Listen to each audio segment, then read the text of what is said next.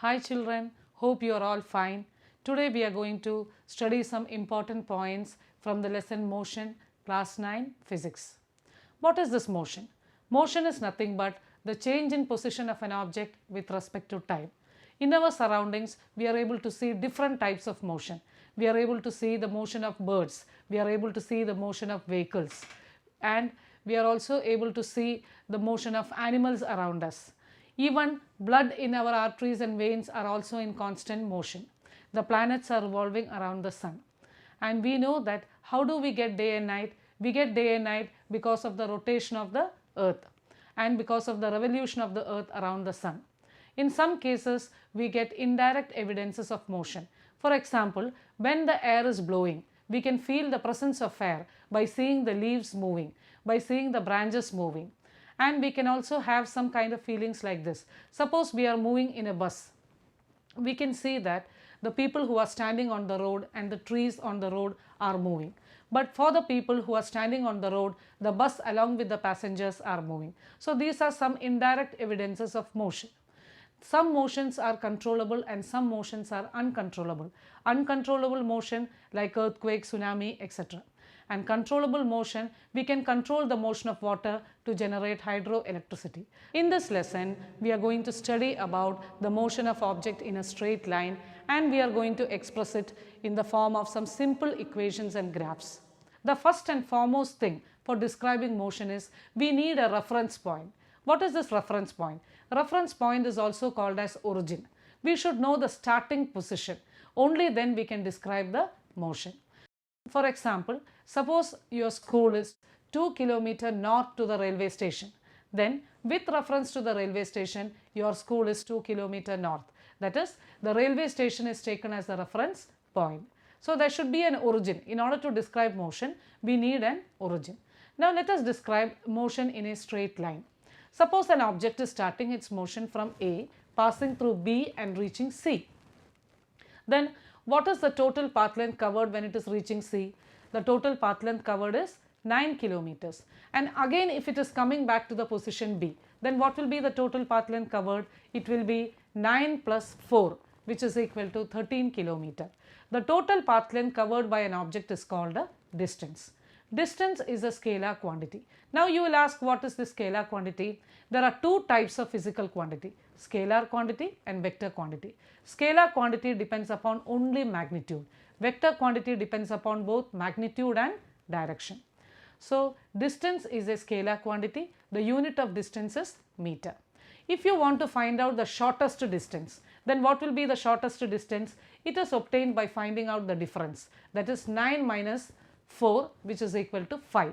So it is the shortest distance between the initial and the final position. That is the new physical quantity called displacement.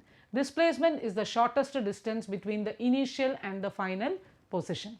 The unit of displacement is meter, and displacement is a vector quantity because it depends upon direction. If you consider another example, suppose the object is moving from A to C. In this case, both the distance and the displacement will be 9 kilometers. Suppose the object is moving from A to C and coming back to A.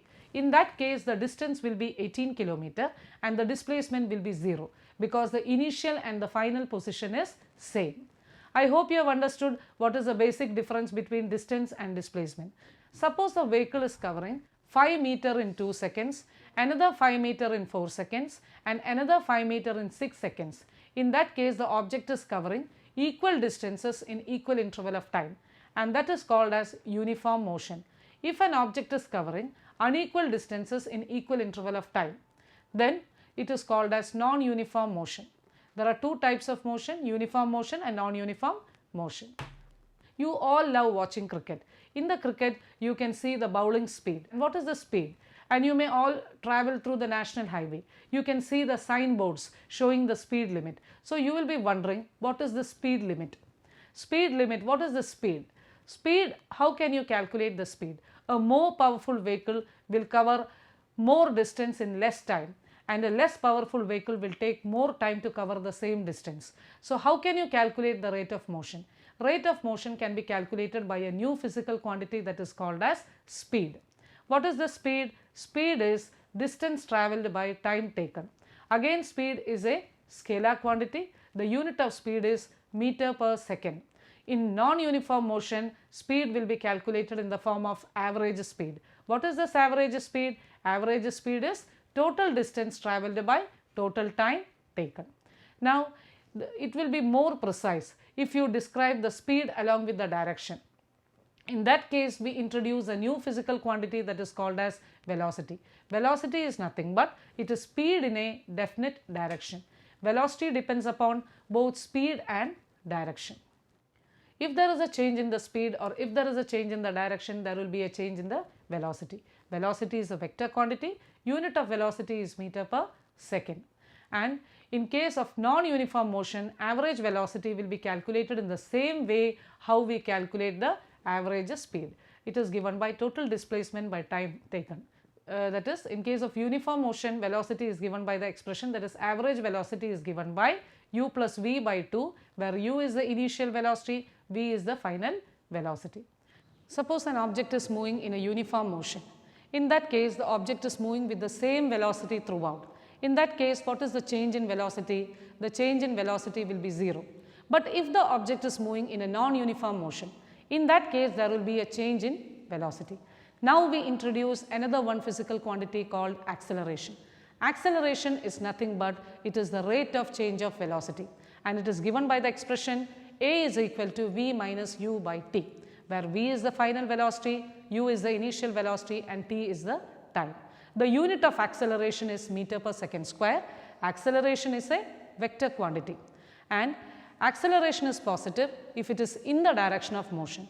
Acceleration is negative if it is opposite to the direction of motion. For example, when we apply brakes to the vehicle, there the acceleration is negative. It is also called by the term retardation. Acceleration is uniform if the velocity is changing at the uniform rate. If the velocity is increasing or decreasing at the uniform rate, then we say that acceleration is uniform. A freely falling body is an example of uniform acceleration. And acceleration is non-uniform if the velocity is increasing or decreasing at the non-uniform rate. Then the example for non-uniform acceleration is a car moving in a crowded street.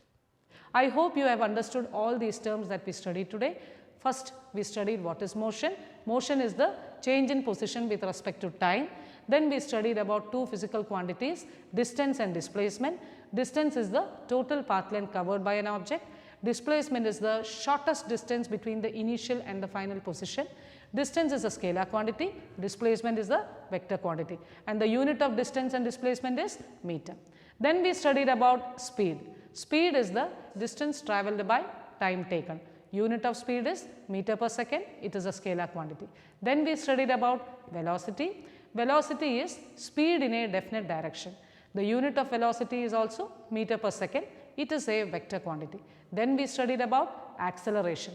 Acceleration is the rate of change of velocity. It is given by the expression a is equal to v minus u by t. The unit of acceleration is meter per second square, and acceleration is a vector quantity. Thank you children. Meet you in the next class.